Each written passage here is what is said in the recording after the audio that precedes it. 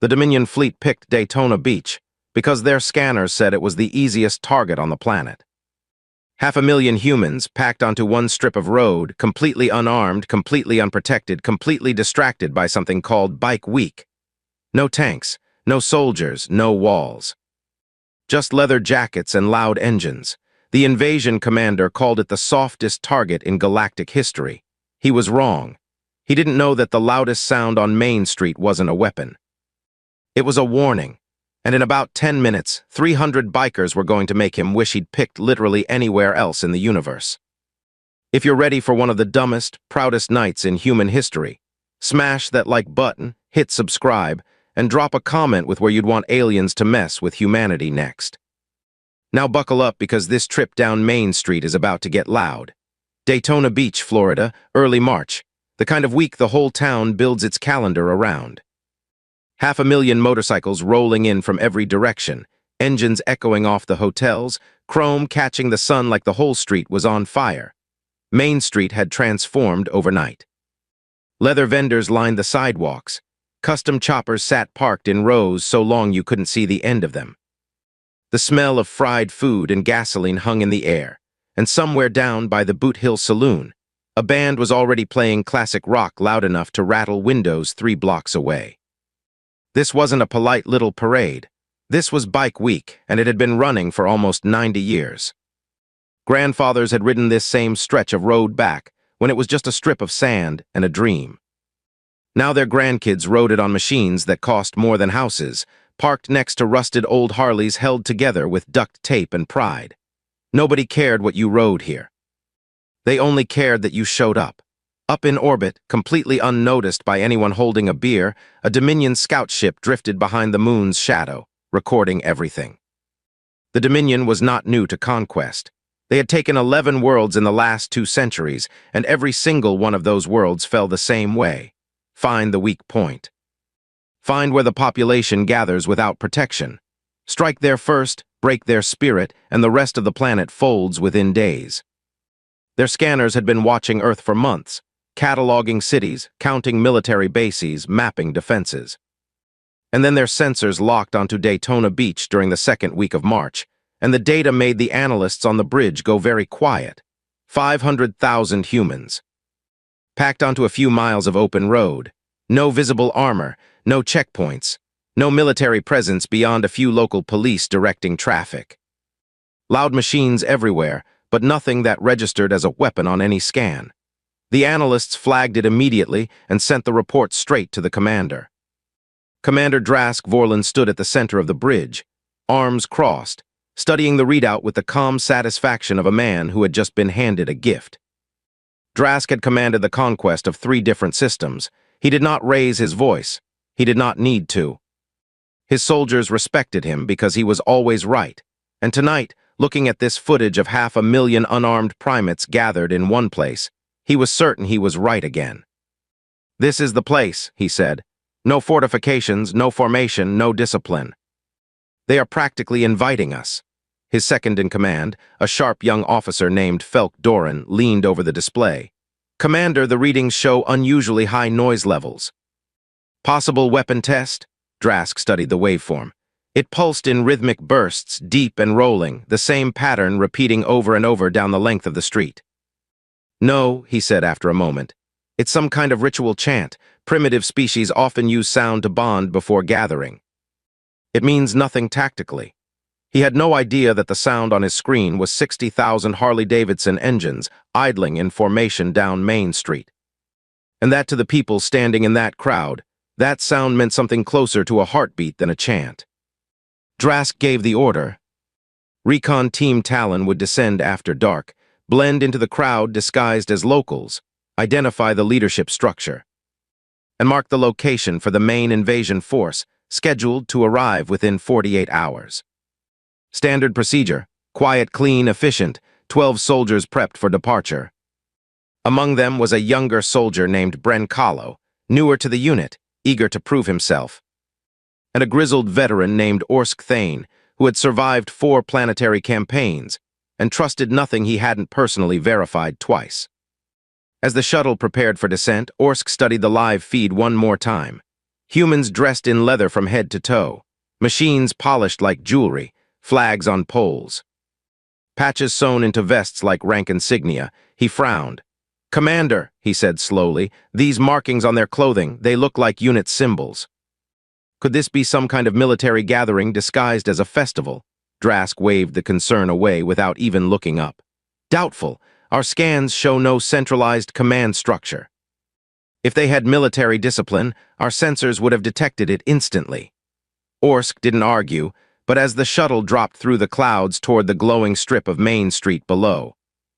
Lights flashing, engines roaring, thousands of strangers laughing together like one massive family that had known each other for decades. He couldn't shake the feeling that something about this readout was very, very wrong. The shuttle landed in a dark patch behind a closed gas station 2 miles off Main Street, exactly as planned.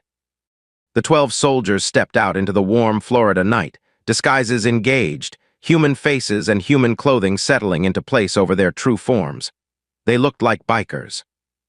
Leather jackets, boots, sunglasses despite the darkness. It should have been perfect cover. What none of them realized yet was that, looking like a biker and knowing how to walk into a biker crowd without getting noticed were two very different skills. And in less than an hour, that difference was going to start causing problems they had never trained for. The 12 aliens walked the 2 miles toward Main Street in total silence, boots crunching over gravel, scanning every shadow for threats that weren't there. Bren Kahlo kept glancing nervously at the glow on the horizon, the noise growing louder with every step. Orsk Thane walked at the back of the formation, watching his squad's backs, still turning that earlier conversation over in his mind. When they finally crested the small rise that opened onto the edge of Main Street, all 12 of them stopped at once. The street stretched out in front of them, packed wall to wall with motorcycles and people, lit up in red and gold and blue from 1,000 neon signs. Music poured out of every open doorway. Smoke rose from food trucks, selling things the squad's scanners couldn't even identify. A line of custom choppers gleamed under string lights outside a building with a sign that Red Boot Hill Saloon, and beneath the sign, a hand-painted slogan.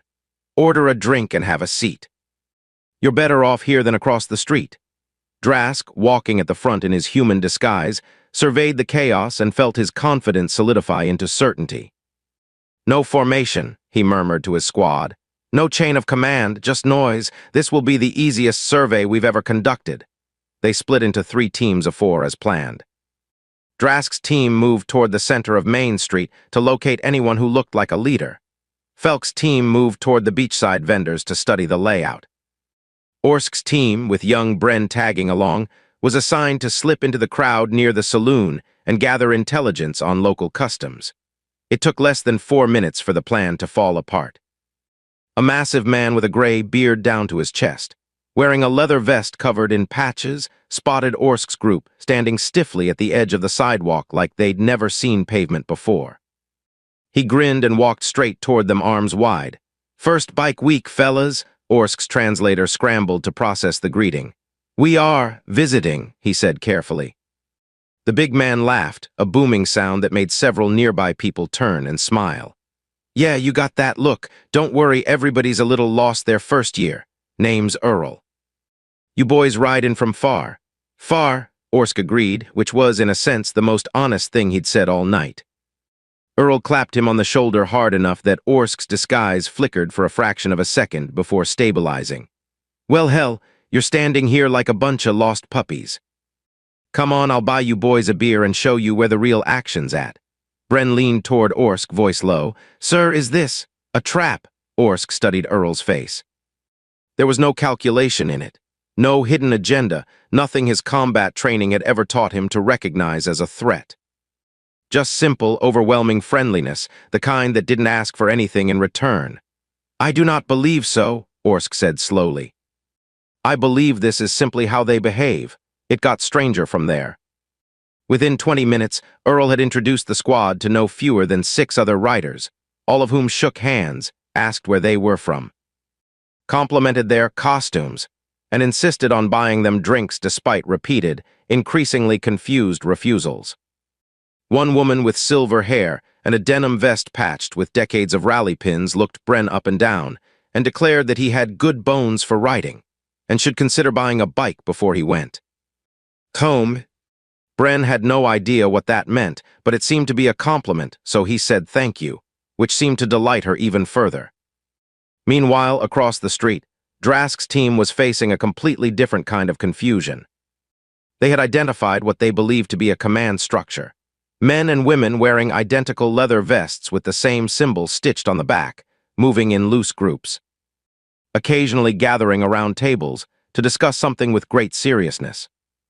Drask approached one such group, a cluster of riders huddled over a folding table covered in maps and route sheets, debating loudly. This had to be it, the leadership. You, Drask said, stepping closer with as much authority as his disguise could project. Identify your rank within this structure. The man closest to him, a heavy-set rider with an unlit cigar clamped in his teeth, looked up and squinted. Rank, buddy, this is the Poker Run Committee. We're figuring out which gas stations got the cheapest fuel for tomorrow's route. Poker, Drask repeated. This is a combat strategy session. The man laughed so hard he nearly dropped his cigar.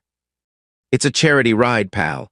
$5 a stop, all goes to the folks who don't got a roof over their heads. You want in? $20 gets you a card and a plate of barbecue at the finish line. Drask had absolutely no framework for processing an organized, voluntary, financially motivated act of communal kindness disguised as a card game. His tactical scanner offered him 3 possible classifications, and then, much like the scanner in the New Orleans data, the Dominion had once filed away as a cautionary tale. Simply gave up and displayed, unable to determine threat level. He moved on, increasingly rattled, just as a deep rumble rolled down Main Street. Headlights. Dozens of them in a slow-moving line, chrome polished to mirror brightness, each bike more outrageous than the last. A custom build with an actual fish tank built into the gas tank rolled past, followed by a chopper stretched so long it needed an escort just to take corners. The crowd erupted into cheering, whistling, and applause like they were watching a parade of heroes. Drask stared at the procession, utterly speechless. This was not a military formation. It was not a leadership convoy. It was, according to the badge hanging from the nearest judge's table, a custom bike show, and apparently the stretched chopper was the heavy favorite to win best in show. Behind him, Felk's voice crackled through the comm link, tight with confusion. Commander, my team has lost visual on 2 of our soldiers. Drask's blood ran cold under his human disguise. Lost how? There was a pause filled with distant laughter and the clink of glasses. They were invited inside the saloon for a drink. They have not yet returned. Drask looked down the glittering, roaring length of Main Street, packed with the friendliest, loudest, most disorganized army he had ever encountered, and felt something he had not felt in any of his previous campaigns. He felt the mission slipping out of his hands, one handshake at a time. By 11 o'clock, Recon Team Talon was no longer a recon team. It was a problem spreading in 12 different directions across Main Street, and Drask Vorlin was beginning to understand it in real time. He found Felk near the entrance to the Boot Hill Saloon, standing rigid while a bartender slid a tall glass across the counter toward him. I did not order this, Felk said. It's on the house, the bartender said. You looked thirsty, and besides, anybody wearing a jacket that clean during bike week needs to relax a little. Felk turned to Drask with something close to panic in his eyes. Commander, they are giving away resources for free. There is no transactional logic. I cannot calculate their motive. Their motive is hospitality, Drask said, though he didn't fully believe it himself yet. Where are the rest of your team? Felk pointed toward the back of the bar, where 2 of his soldiers were seated at a long wooden table, deep in conversation with a group of riders who'd apparently decided the strangers needed company. One of his men, a normally stone-faced soldier named Trell, was laughing. Actually laughing at something a leather-clad grandmother had just said about her husband's driving. Drask pulled Trell aside the moment he could. Report, what have you learned about their command structure? Trell blinked, his disguise's human face still carrying traces of an unfamiliar expression. Commander, there is no command structure. There are clubs, groups of riders who choose to ride together. No one orders anyone to do anything. They simply show up every year for decades. Because they want to? That's impossible. No civilization holds together without enforced hierarchy. Trell hesitated, an unusual thing for a Dominion soldier to do. I asked the woman at that table what would happen if someone in her club broke a rule. She said they'd probably just talk it out over a beer. Commander, there is no punishment system here that I can identify, and yet the structure has lasted, by her account, longer than her own life. Drask had no answer for that. He moved on, deeper into the crowd, trying to relocate Orsk's team, and that's when he found the next problem. Bren Kahlo, young, eager, recently terrified of every human he met, was now standing on the back of a flatbed trailer wearing a borrowed leather vest, holding a microphone. While a local rally announcer introduced him to several hundred cheering bikers as this year's mystery rider in the costume contest. "Sir," Bren said into the comm link, voice cracking with panic even as the crowd roared with approval below him, "I do not know how I arrived at this location." "Get down from there," Drask hissed. I attempted to decline 3 times. They interpreted my refusal as modesty. I have now been awarded a trophy. Drask closed his eyes. Behind him, Orsk approached, looking more troubled than Drask had ever seen him in 4 campaigns together. "Commander, we need to speak." Privately, they stepped into the narrow gap between 2 food trucks, the smell of grilling onions thick in the air, the noise of the street muffled just enough to talk. "I have been speaking with several riders for the better part of an hour," Orsk said. "I asked them why they keep coming back year after year to the same stretch of road in the same heat, spending money they could save elsewhere. Commander, their answers were nearly identical. They said it feels like coming home. They said the people here would help them if their bike broke down on the highway, help them if they got hurt, help them if they needed a place to sleep for the night. And ask for nothing back except that they do the same for someone else someday." Drask frowned. "Sentiment, useful for morale, irrelevant to strategic assessment. Sir, with respect, I do not think it is irrelevant." Orsk lowered his voice further. "I asked one rider what would happen if a stranger showed up here with no money, no bike, nothing but the clothes on his back. He said, and I quote, 'We'd probably feed him before we even asked his name.' Commander, that is not the behavior of a disorganized population. That is the behavior of a population that has built loyalty so deep it doesn't need rules to enforce it." For the first time since landing, Drask felt a genuine flicker of unease. He looked back out at the street, at the endless river of leather and chrome and laughing strangers who had apparently decided, without any order from any commander, that 12 nervous tourists deserved free drinks, friendly advice, and a costume trophy. He activated his comm, calling his teams back toward the rally point near the saloon to regroup and reassess. One by one, they trickled in, all except one. "Where is Soldier Drennick?" Drask asked, scanning the gathering group. Silence, then Felk's voice hesitant, "Commander." "He may have joined a riding club." "Explain." He was approached by 3 members of an organization calling themselves the Iron Wolves. They offered him a patch and a seat in their formation for tomorrow's group ride to the Speedway. He accepted before any of us could stop him. Drask stared at his second-in-command in disbelief. He accepted a permanent affiliation with a local faction. Without authorization. He said, Felk continued carefully, and again I am only relaying his exact words, that he has never felt like he belonged to anything before. Down the street. The rumble of 100 engines rose into the night air as another group of riders pulled out for a midnight cruise along the beach road, headlights cutting through the dark. Laughter trailing behind them like smoke. Drask Vorlin, commander of 3 successful planetary campaigns, stood in the middle of the strangest battlefield of his career.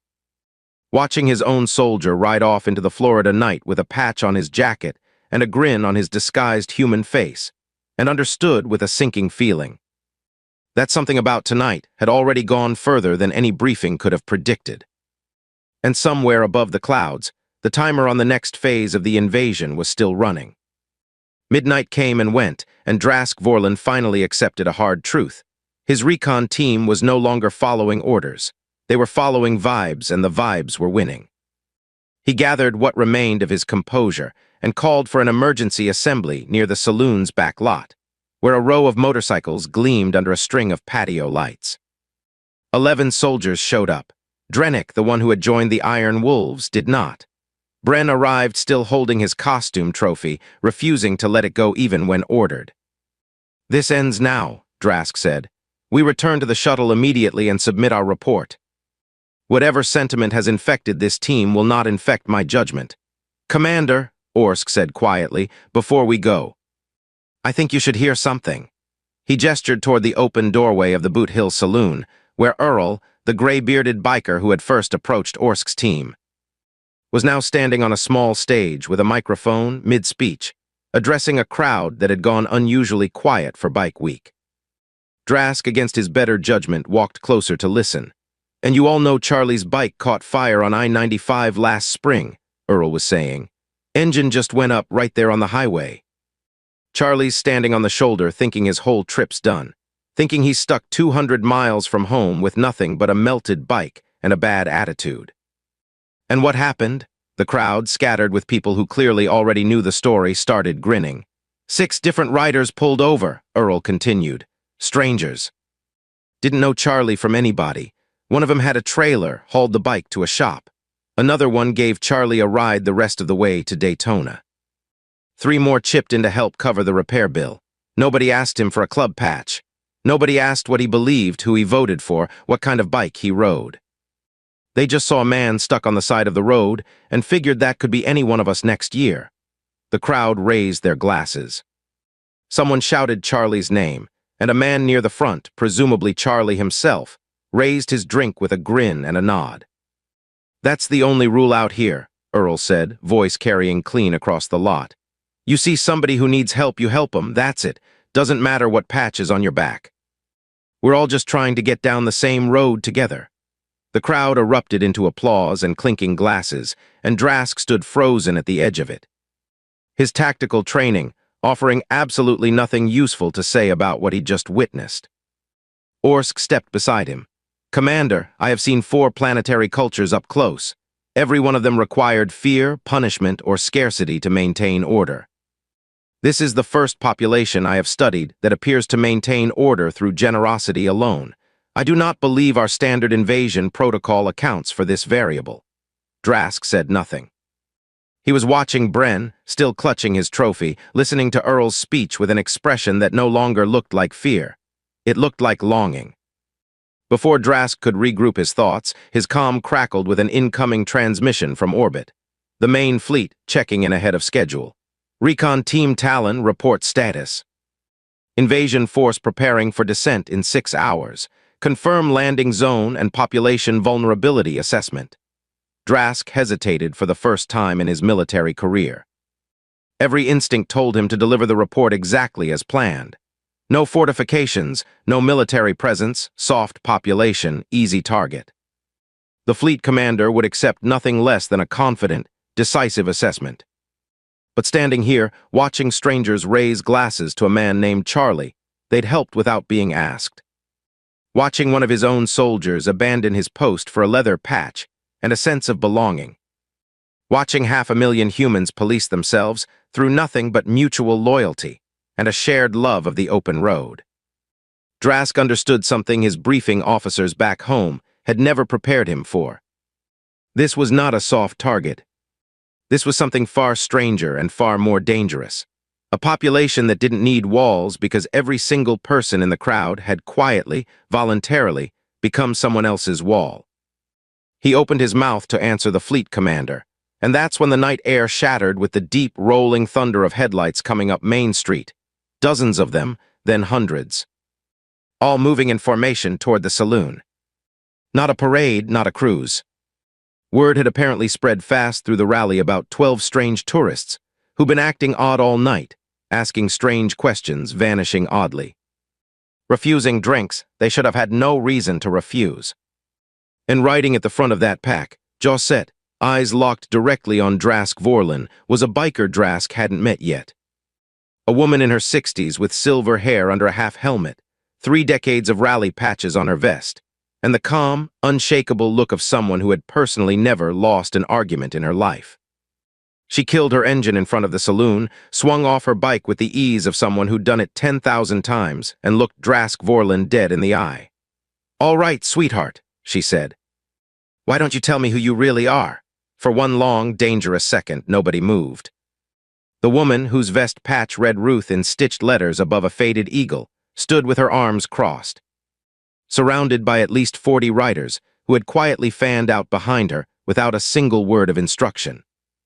No weapons drawn, no shouting, just a wall of leather and steady eyes that made it absolutely clear nobody was leaving this lot until questions got answered.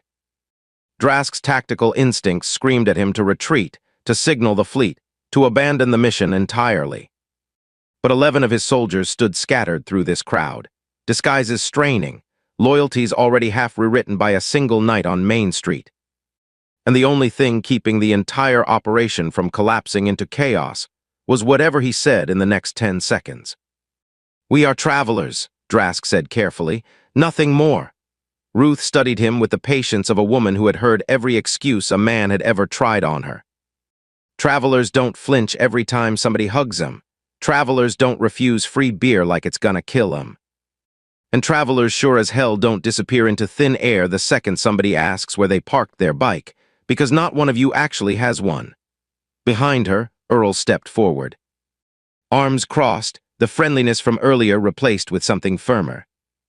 "We don't care if you're running from the law, running from a bad marriage, or running from something stranger than that.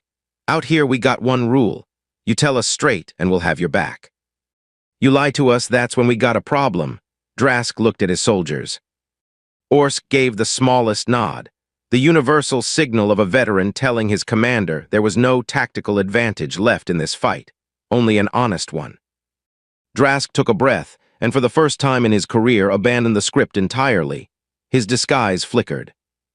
Gray skin emerged beneath the human mask, his eyes shifting to the deep black of his true form, his height stretching half a foot taller than the man he'd been pretending to be seconds before. The crowd didn't scream, a few gasped. Somebody near the back muttered, "Well, that's new." Most of them just stared, waiting, the way you'd wait for someone to finish a sentence rather than run from it. "My name is Drask Vorlin," he said, voice carrying clearly across the silent lot. "I am a commander of the Dominion Expansionary Fleet. We were sent to assess this gathering as a potential landing point for a planetary invasion." Dead silence. Then Ruth, without missing a beat, said, "Huh." Bike weeks brought in weirder. A ripple of laughter broke the tension, not mocking, just genuinely amused. The kind of laughter that comes from people who have truly seen everything Main Street could throw at them over 40 years, and decided long ago that nothing surprised them twice. "You're telling me," Earl said, stepping closer, "that you flew across space, picked Daytona Beach during the 1 week we're all out here at our loudest, friendliest, most chaotic, and figured this was your easy way in. Our scanners detected no organized defense," Drask admitted. "No fortifications, no military presence." "Course you didn't," Ruth said. "There ain't a fence in the world keeping this crowd together." "Never needed one?" She gestured at the riders behind her, at the street beyond them glowing with 1,000 headlights, and the distant thump of music still rolling from 3 blocks away. "You want to know what's holding 500,000 people together out here with no army watching over us? It's that every single person in this crowd already decided, a long time ago, that they'd rather take care of each other than wait for somebody else to do it." Drask's translator processed the words cleanly. But something about them landed differently than any data point ever had. He thought of Drennick riding off with a borrowed patch on his jacket. He thought of Trell laughing at a stranger's joke. He thought of Bren standing on a flatbed trailer holding a trophy he refused to put down.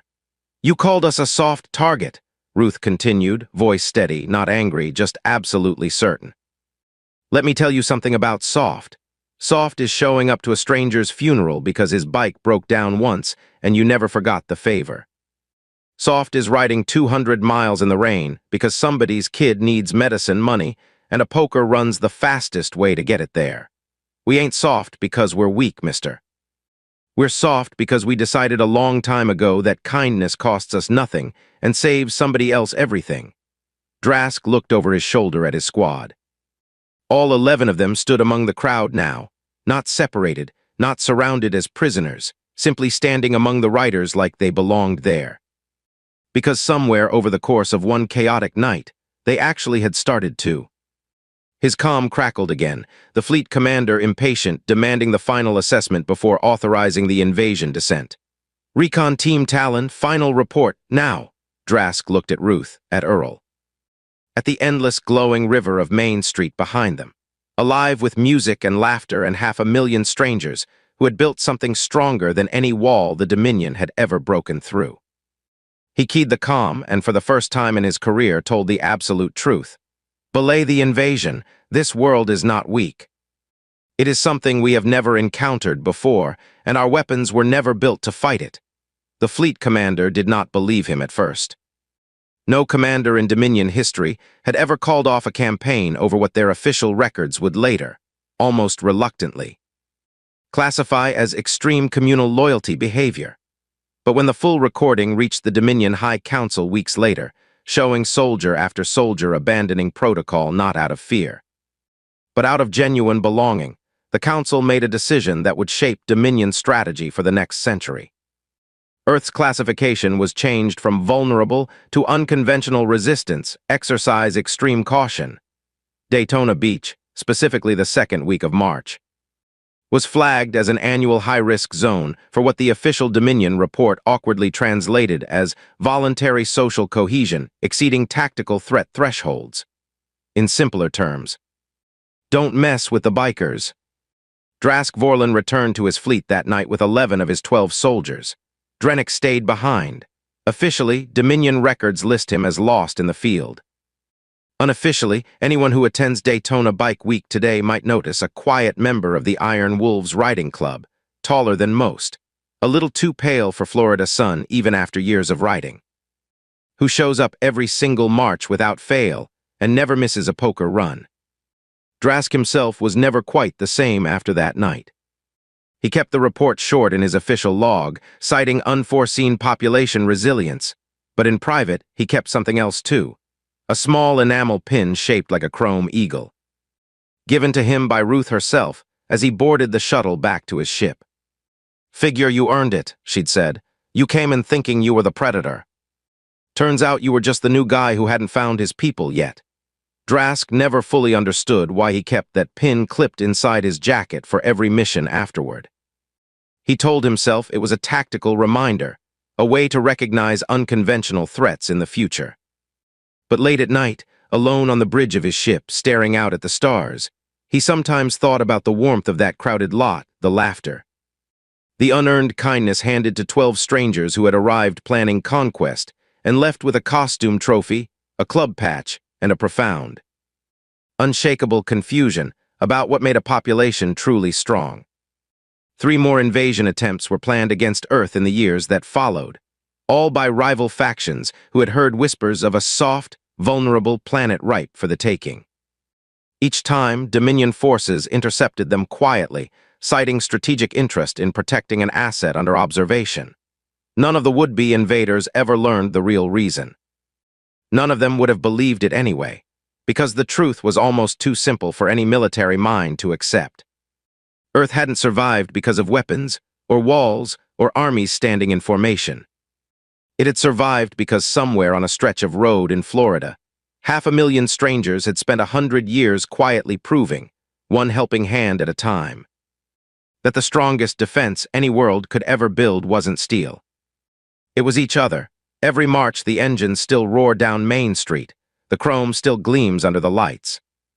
Somewhere in that crowd, if you look closely enough, you might spot a rider a little taller than the rest, sunglasses on even at night. Grinning at a joke he's heard 100 times but still laughs at like it's brand new. He always rides at the front of the Iron Wolves. He never misses a year.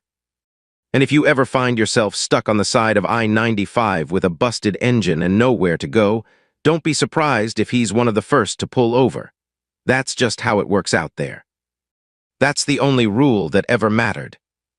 If this story got you fired up, smash that like button, subscribe so you don't miss the next one, and drop a comment telling me which city you think the aliens should mess with next. Share this with somebody who'd appreciate a good underdog story, and I'll see you in the next one.